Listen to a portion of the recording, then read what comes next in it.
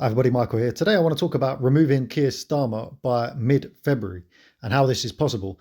And this is one thing I did a video on the other day and nobody seems to be talking about it. It's the Great British National Strike. And I'm going to go on about it again because over the past few days, Keir Starmer has said that he is going to ban X.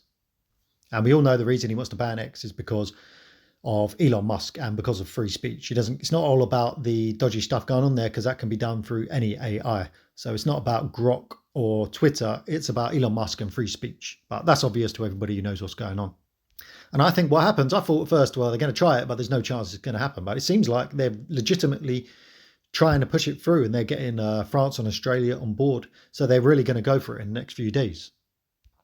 And I think if that happens, people really need to get behind the Great British National Strike because this is something that they do not want. It's their worst nightmare for people to completely withdraw from society.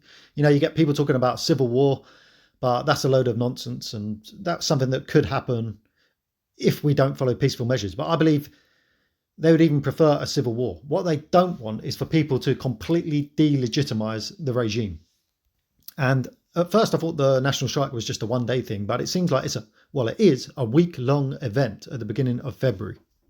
And I think this is something people will get behind. So nobody goes to work, nobody sends their children to education, and nobody does any shopping. And if everybody did that, that would send a massive message. It's like football. Anybody pays attention to football, as soon as the manager loses the fans, their position becomes untenable.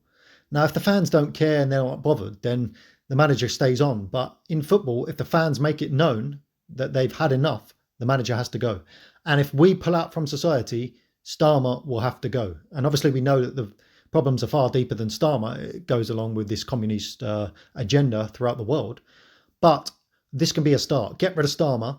And then whenever the establishment, the elites screw us over, we just withdraw from society.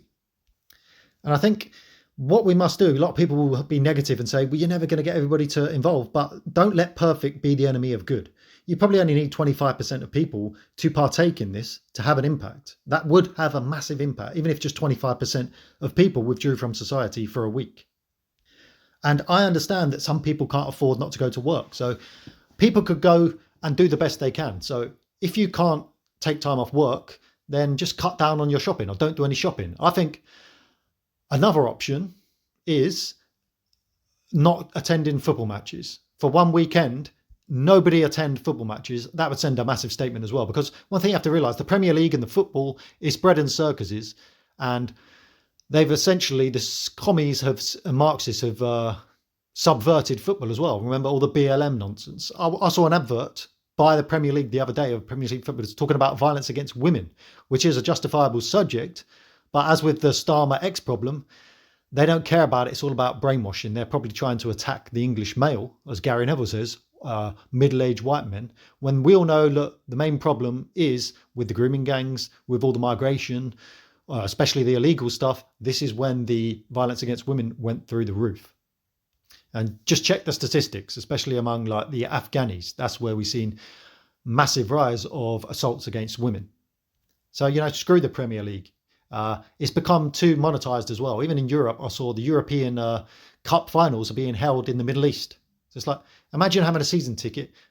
You go to your local team's matches and then they have the final in Dubai or Saudi Arabia because they're paid money. You know, the game has lost its soul. So stop worrying too much about football and the bread and circuses. Yes, I love the football to watch it for fun, but it's not serious. And nothing would send a greater statement than the Premier League and Sky turning up and barely any fans there. And basically we let them know, if you carry on with your Marxist agenda promoting Marxism, then we're not going to attend your Premier League games anymore. You know, do we really want to be paying Premier League footballers hundreds of £1,000s a week when our nation is being destroyed and people are barely getting by living anymore? So that's why I think February, people should really look into taking the Great British National Strike seriously. And I don't know why more so-called influencers aren't talking about it, because we need solutions. And I honestly can't think of a better solution. No work, no school, no shopping, no Premier League football, no music events, no going out in London for the night, just a complete lockdown, like in COVID. We just lock ourselves down for the week and say, we've had enough of your BS. Stop the boats, stop the illegal crack down on crime. We want free speech. We're against the green agenda, sort out our energy bills, and send a message to our government that we're not happy. We're not happy with the whole political system. We're not happy with the king for betraying us.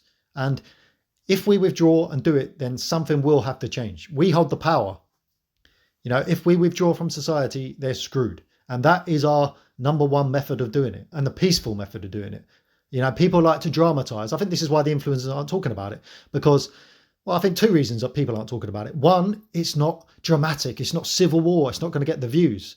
And also, two, it means that people will have to do something themselves. They're going to have to sacrifice going to work for the day or not attending their Premier League football match that they like doing at the weekend.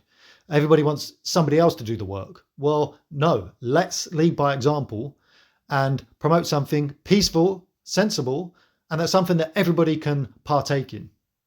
Even if it's just not going to a football match at the weekend or not sending your kid to school for a week. Whatever it is, even if it's just one day, just a small thing will help. And this is something that can grow. It can end up developing into a monthly thing. If we do it 1 month and they barely do anything, we'll do it the next month. And then we'll do it the next month, and it will grow and it will mature and it will get better and better. But I think people need to start talking about it more and really having a mass awakening to how we can overcome these problems. And especially if Elon Musk, if Starmer bans X, it would be a perfect opportunity, because if he bans X, it's taking the mick. I don't go on it much because I think it's toxic in terms of the people. But what it is good for is news. You turn on the news, you're getting propagandized. At least with X, you can see more citizens-based journalism, even though some of that is trash. At least you can try and discern truth for yourself rather than being propagandized.